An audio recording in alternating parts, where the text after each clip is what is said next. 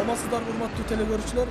Биз азыр мына Таймураз спорт клубунун алдында турабыз. Бул жерде ошол машыктыруучулардын, спортчулардын ийгиликтерин сиздер менен бөлүшүүнү туура көрдүк. Анда эмесе айтсаңыз, азыр кандай кылабыз? Кайсы жактан баштайбыз? Өзү эшик бул жактан кирилет. Себеби мына пандемия башталгандан бери бул залдын бул жагы обсервацияга берилген илгечи. Азыр биз мына арт жактан өтүп, себеби стадионго жакын площадкалары бар. Ошол жактан биз машыгууларды өткөрүп жатабыз бүгүнкү күнөчү. Анда жүргүлө, анда ушул зал, ушул жак менен кирип, силерге залды көрсөтөйүн.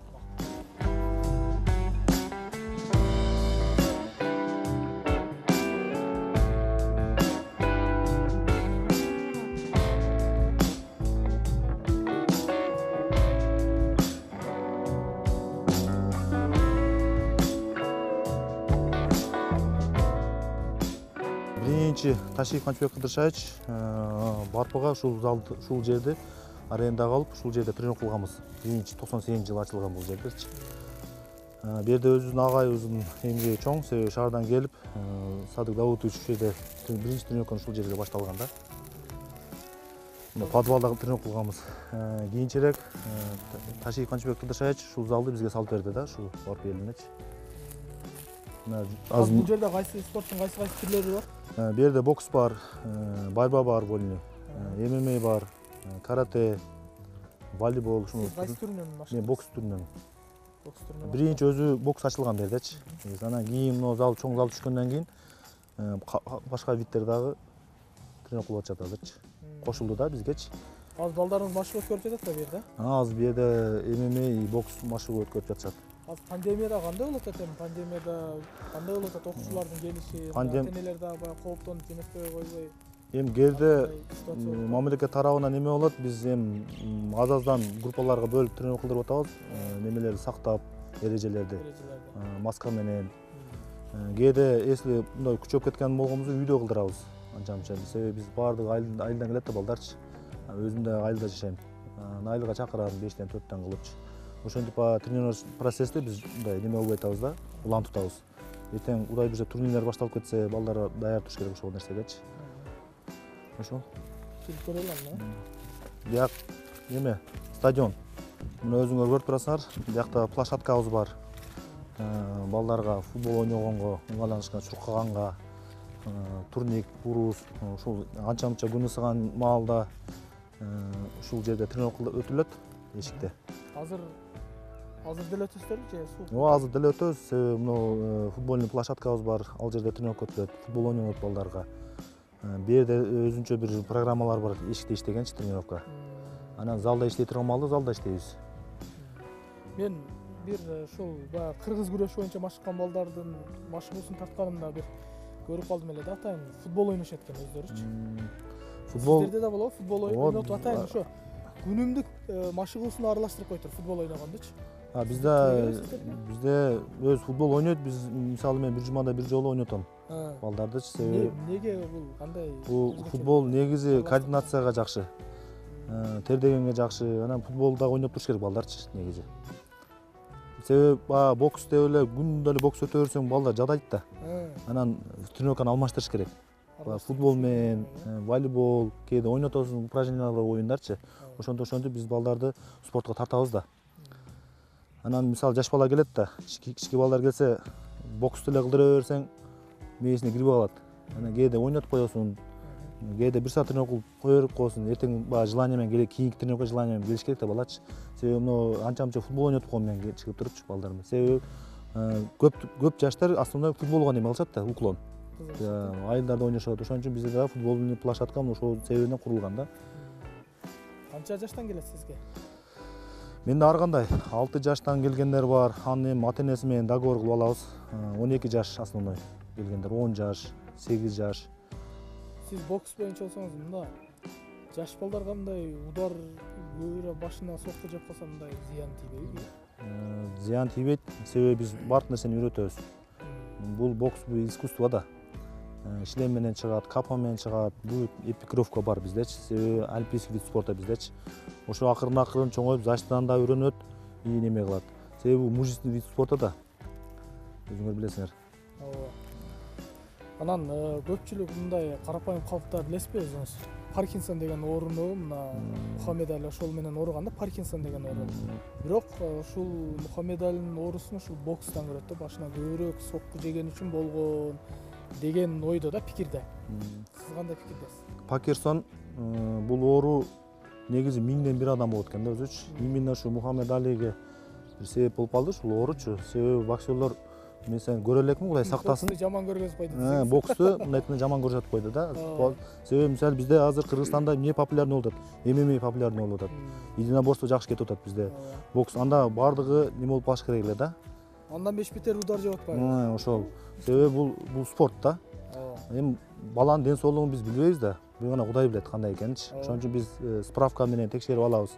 Мындан нарында Кудай сактасын. Биз эми көзөмөлдөп ар бир баланы карап турабыз бул жердечи. Ошону мен айтат элем да, мына машыктыруучулар ушул мындай эфирлерден пайдаланып, ушул жалпы карапайым калкка, жаңы жаш спортчуларга бир туура түшүнүктөрдү берип кайрылып коюшуңуздар керек да. Мисалы Паркинсон деген бул оору, бул Паркинсон деген оору. Ошо мындай нервтен болот экен да, нерв системалары жакшы иштебейт, титиреп, бүт калчылдап калат экен да. Бул 1000ден бир сиз айткандайчы, өтө мындай сейрек кездешүүчү оору экен да, урматтуу телекөрүүчүлөр, урматтуу жаш спортчулар. Мен да кайрылып кетет элем, бул ошол бокс тармагына же болбосо спорттон сокку жеп, анан ошондой башы калтырап калган андай деген бул аябагандай бул туура эмес пикир.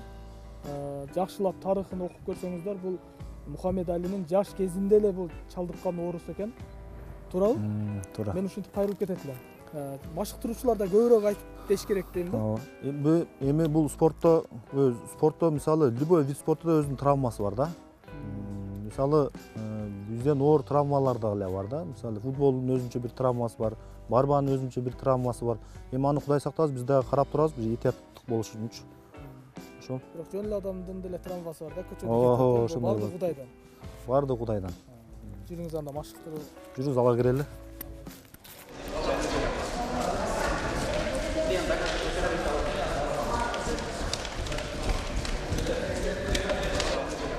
Мына залга да кирдик. Ушул зал, мен ушул зал дизимчи. Мына залга да кирдик, азыр балдар тренировканы башташты, чыгып атышат. Ушул жерде мына безе, вольный борьба, бокс, ММА жок атат. Сааттар бар безечи. Безе боксерский ринг турат.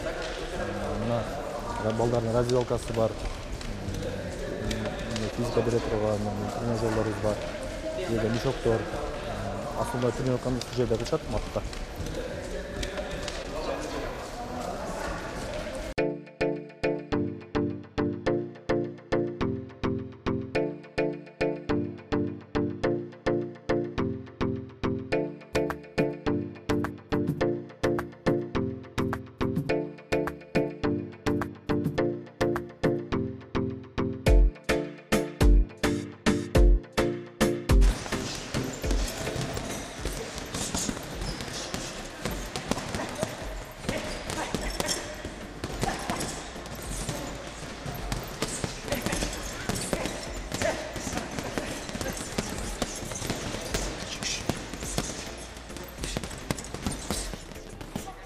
Түздө кол түздө. Атакада иште кол бошот. Өзүңөрдөр көрүп тургандай, бүгүн круговой тренировка, эсринговый тренировка болду, то физика берип атат балдаргачы. Жарымы мешокто. Азыр бул жакта мына балдар физика иштеп атат. Бирөө кубалда да иштеп атат. Бунун немеси бул круговой тренировкада. Бирөө жим лежада, бирөө немеде. İşte.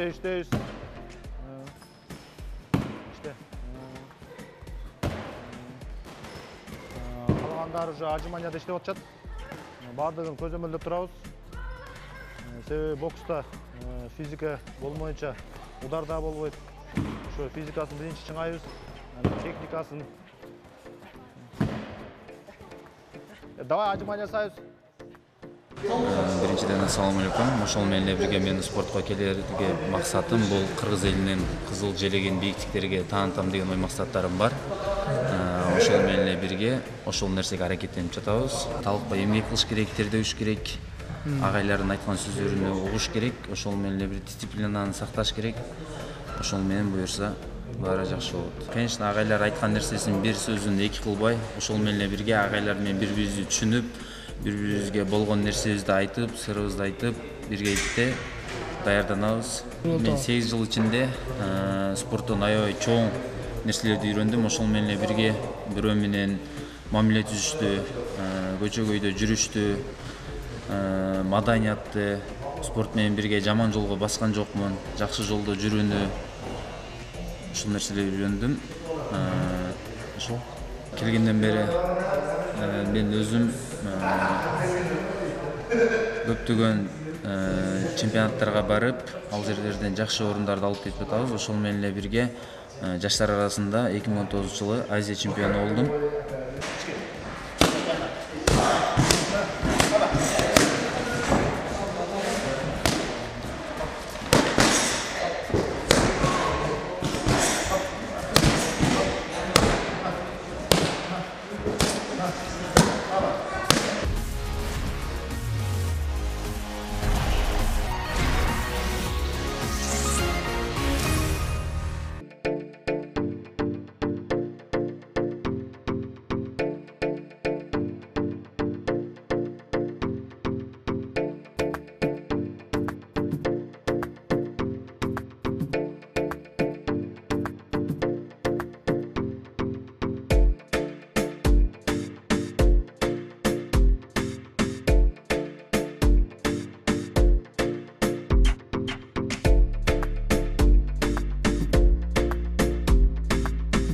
Вольник.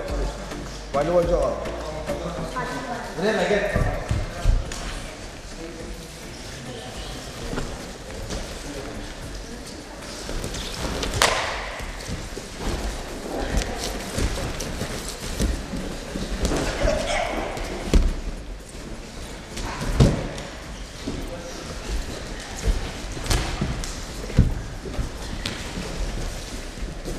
Урматтуу телекөрүүчүлөр, биз мына бул залдагы ушул бүгүн машыгуу өткөрүп жаткан эки спорттун түрү менен, мына эки машыктыруучу менен маек куруп сиздерге маалымат берели. Таймураз спорт клубунун биз менен болуңуздар. Assalamu алейкум. Аваз мырза, биз атайын ушул Таймураз спорт клубунун машыктыруучуларын, спортчуларын кандай ийгиликтерди жаратты, кандай машыгууларды өткөрөт атайын тартканы келдик да. Сиз кайсы түрүнөн спорттун? Биздики азыркы учурдагы эң эле бир популярдуу десек дагы болот. ММА деген вид спорт азыр өнүгүп атат. Кыргызстанда эле эмес, дүйнө жүзүндө. Ушул вид спорт боюнча машыктыруучумун. Бул ММА түрү Таймураз клубунда Кыргызстанда 2 жылдан бери өнүгүп келатат. Биздин Кыргызстанда буга чейин Москва шаарында дагы Таймураз клубунун ММА түрү ачылып, ошол жакта дагы азыркы учурда дагы бар. Москва шаарында, Екатеринбург шаарында, ал жакта дагы ошол менин шакирттерим азыркы күндө тренер болуп иштеп келатышат. Москвада Туманов Али деген шакиртим тренер азыркы күндө, Екатеринбург шаарында болсо Ильяс деген шакиртим тренери. Ошол жакта Кыргызстандын өзүбүздүн мигрант жигиттер, основной биздин өзүбүздүн жигиттер машыгып келишет. Азыркы күндө дагы ошол клубтар иштеп жатат. Биз бул жерге келип калганыбыздын себеби ошол сиздин өзүңүздүн кесиптештериңиз, ошо спортчулардан угуп, ошо сунуштар менен келдик да.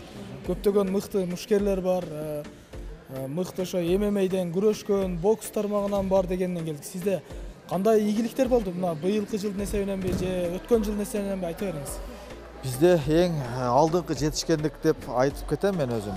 2017 жылы бүткүл Московская область боюнча бир 20дай спорт клуб бар, бойцовский клуб. Ошолордун ичинен жылдын мыкты спорт клубу деген наамды алдык 2017. Ошол эле жылы Анталияда, Турцияда, Анталия шаарында өткөн дүйнөлүк любительская ММА менен кайдын турнири болуп өттү Анталияда. Ошол жерден биздин эки жигитибиз ММАден биринчи орунду алды, бир жигитибиз кайдын түрү боюнча биринчи орунду алды. Ошол эле жылы өзүбүздүн турнир өттү, TFC. Андан дагы өзүбүздүн Кандай дейсиз? TFC Таймураз Fighting Champions. Ооба, TFC. Өзүңүздөрдүн залыңызда өзүбүздүн намында Москва шаарында бул турнир 2 жолу болуп өттү.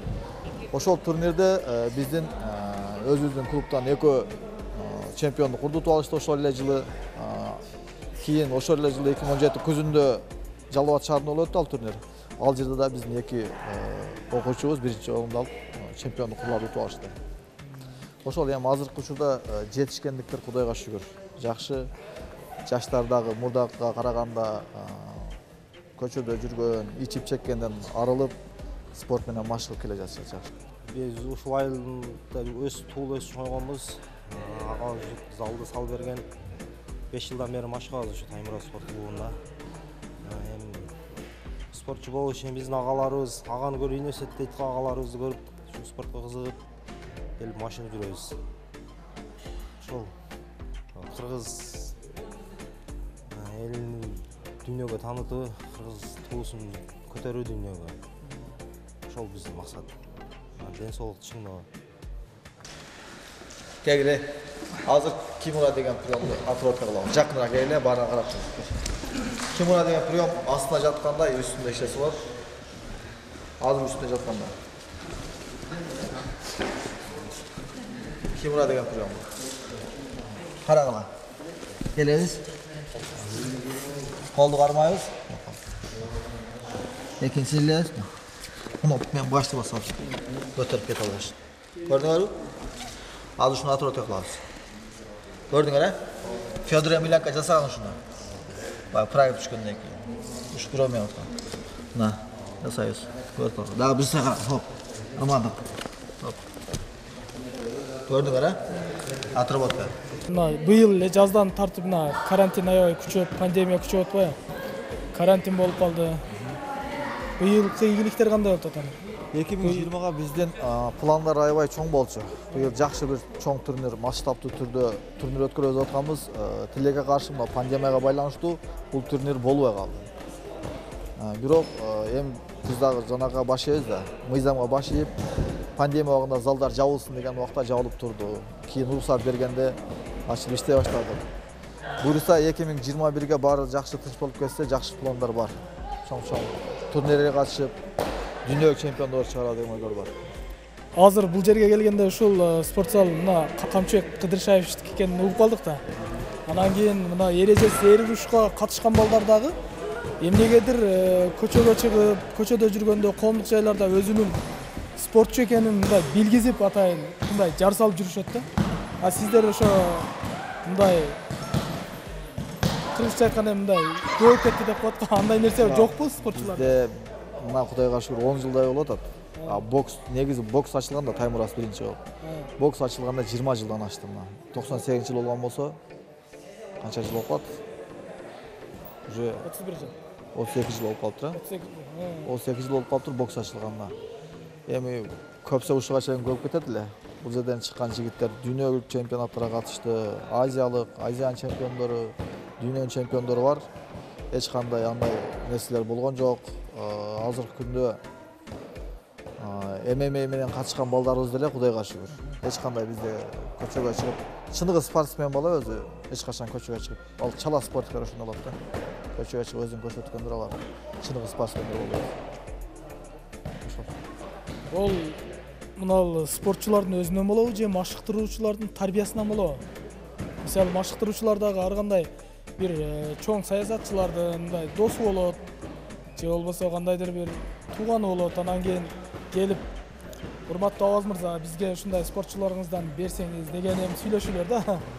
Эми бул тамаша иретинде, бирок негизи чындыгы бар да. Машыктыруучулар негизинен жолго салыш керек деп ойлойм да. Сиз кандай ушу тарбиялык мааниде кандай сөздөрдү айтасыз? Эмне мазмундарды айтып кетип, эмне деп айтасыз? Эң эле жакшы суроо болду десек болот азыркы күндө. Себеби кээ бирлер спортсмендерди даярдап туруп, башка бир максатка колдонуп коюп атышат. Башка бир жерде колдонуп коюп атышат. Бизде Камчыбек агабыз башынан айткан, спортсмен деген эч качан көчөдө урушпайт, эч качан бир жерге барып жанжал салбайт деп бизди баштан тарбиялаган үчүн бизде андай нерсе жок, Кудайга шүгүр. Туура айтасыңар, биринчи очередь тренерден зависит этет. Мен да эч качан антип тарбиялабайм. Залда жүргөн балдардан көчөдө бирөөнү урушканын уксам, ал залдан сразу айдалат. Четтетилет. Ошол күнү четтетилет. Андай балдар биздин залга эч качан келбейт, кайра катышпайт. Биринчи очередь тренерден деген туура болуп калат. Себеби ошол тренердин воспитаниясына карап окуучулар кете берет. Туура эмес жакка уже колдоно баштаган болсо, окуучулар ошол жолго түшүп кетет. Демек, спортчуну жакшы түшүндүрүп коюшубуз керек экен да. Спортчу кандай болуш керек? Спортчу, чыныгы спортчу күчтүүнү эч качан бирөөнү урган ал күчтүү болуп эсептелбейт. Алсыз адамга жардам берген, ошол чыныгы күчтүү адам болуп эсептелет. Ошол чыныгы спортсмен болот. Көчөгө чыгып алсыз бирөөнү уруп койгон ал күчтүү деп эсептелбейт. Алсыз адамга жардам берип, аны колунан тартып кайра поддержка берсе, мына ошол чыныгы спортсмен, чыныгы күчтүү адам болуп эсептелет.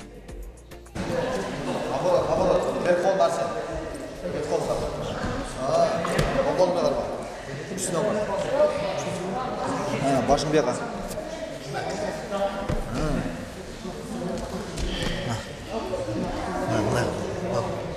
Özün kolun var.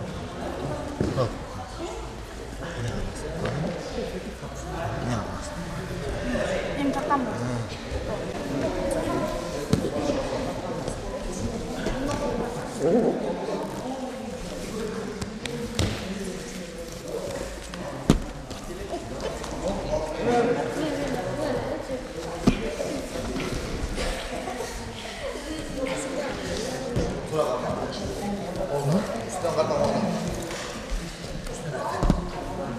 Tamam da ben. Tamam. Hop. Başını bir tutun merak etme. Başını bas. Tut bir aktar bas. Gördün mü?